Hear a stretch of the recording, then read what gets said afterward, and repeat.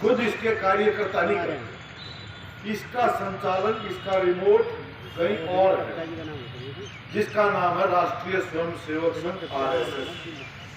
और RSS की है, RSS है हिटलर और मुसोलिनी का, हमारे भारत का नया संस्करण। और ये कोई छुपाई और बात नहीं, इनके संस्थापकों ने अपनी किताबों में यह लिखी हुई है कि हमें हिटलर को अपना आदर्श हम मानते, जिसको हम एक फांसीवादी संगठन कहते हैं, जो देश में धर्म के आधार के ऊपर, हिंसा और नफरत के आधार के ऊपर जुनून पैदा करके एक ऐसा पूंजीवादी निरंकुश शासन, पूंजीवादी एक शासन स्थापित करना चाहता है, वो उसका लक्ष्य जो उन्होंने रखा।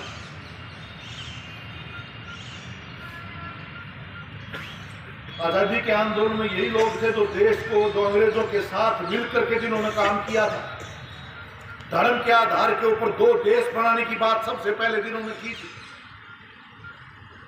और जिसका भुगतान इस देश ने किया। बंटवारा हुआ, लाखों लोग मारे गए, बेघरबार हुए, उसका नासूर आज तक भी हमारा देश झेल रहा है। और उसी को आगे बढ़ाते हुए, उसी नफरत को आगे बढ़ाते हुए आज देश में हमारा ये कहना है कि आज देश में सत्ता ये पूंजीपतियों की, बड़े कॉरपोरेट की, बड़े पूंजीपति उनका, और ये जो सांप्रदायिक, जिसको आप कॉमनल, इनका एक गठजोड़ है, आपस में मिले हुए हैं।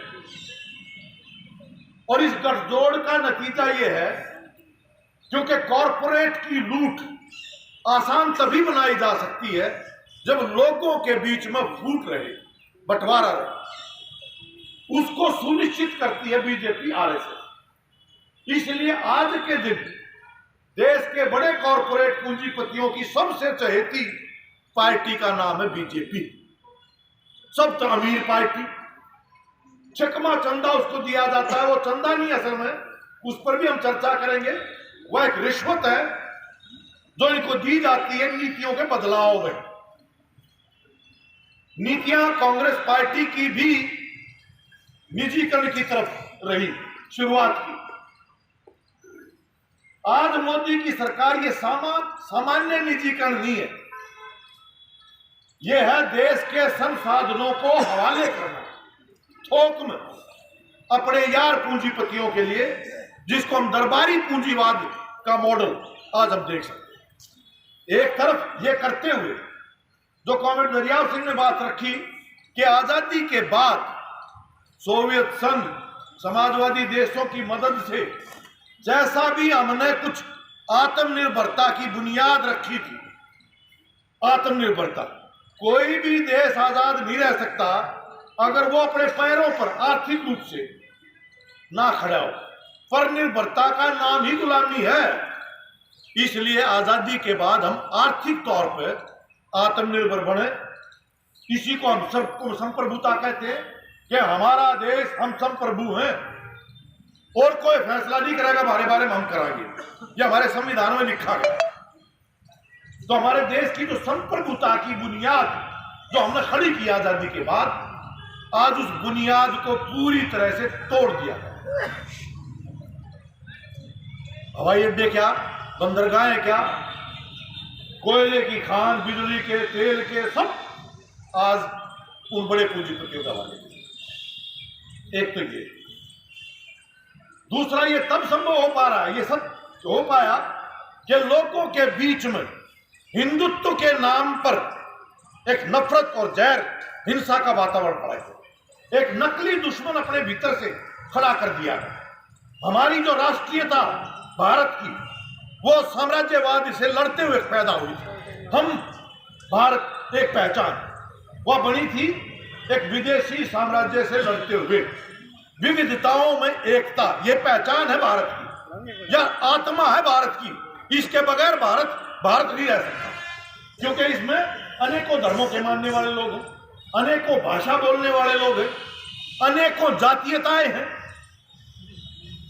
तो यूं इकट्ठा तभी रह सके है जो हमारे आजादी के आंदोलन के दौरान निकल के आई, जो हमारे संविधान में लिखी गई कि हमारा देश क्या होगा, एक धर्मनिरपेक्ष जनतंत्र का गणतंत्र होगा।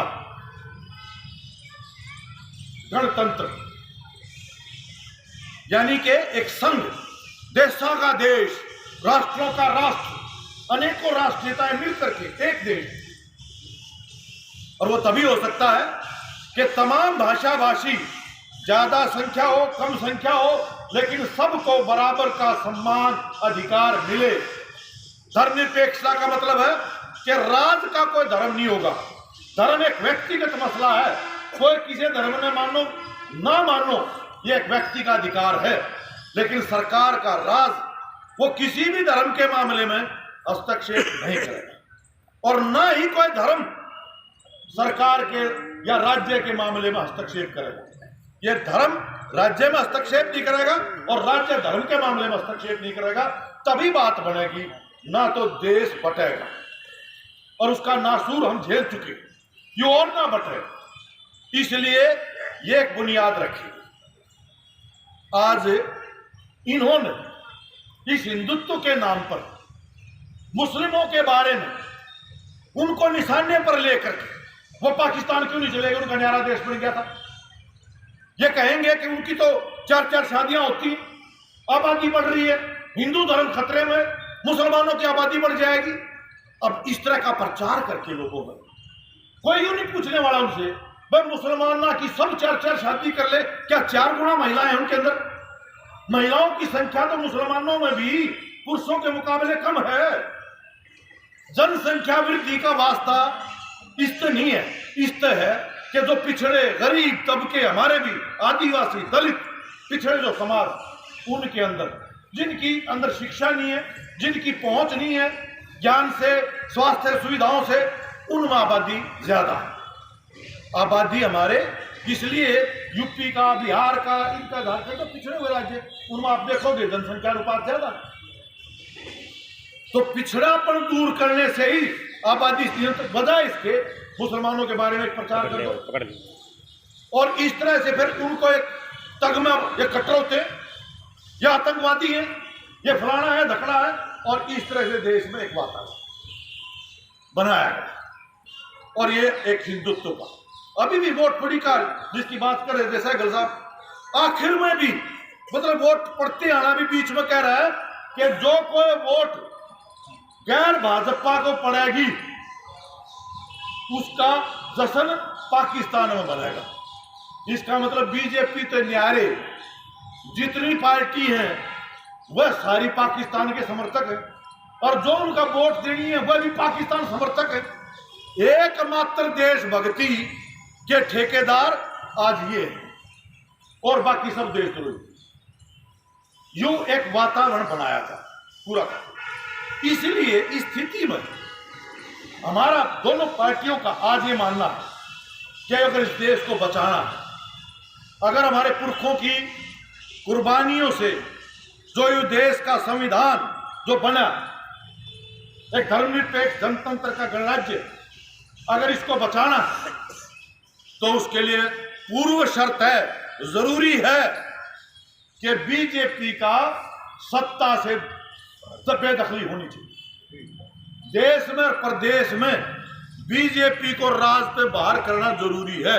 कोई संस्था नहीं बची, ना फौज छोड़ी, ना सुप्रीम कोर्ट, कोई कोर्ट कचहरी नहीं, ना कोई सीबीआई, ना कोई ईडी, ना कोई आईबी, ना कोई आईटी, ना कोई चुनाव आयोग, सब के सब पंगु बना दिए गए। जो इनके तोते की तरह से जो युक्त ये चाहो जो इस्तेमाल करो, ये देश के लिए बहुत ही खतरनाक है। इसलिए सर्वप्रथम काम है कि बीजेपी को हराया जाए, उसको सत्ता से बेदखल किया, पहली बात। फिर सवाल आता है विकल्प क्या हो। ये जो जिसकी गोदी मीडिया की बात कह रहा था अपना दिनेश शिवाज, वो भी नहीं कहेंगे।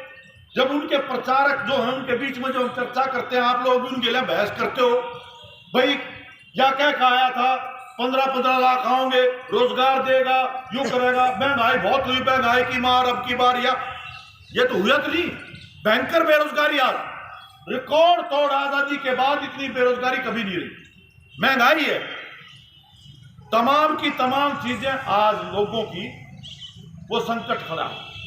जब उनसे करते मान ली मिला कोई बात नहीं, फिर न्यू बताओ मोदी तो न्यारा, फिर विकल्प क्यों होगा, विकल्प क्यों?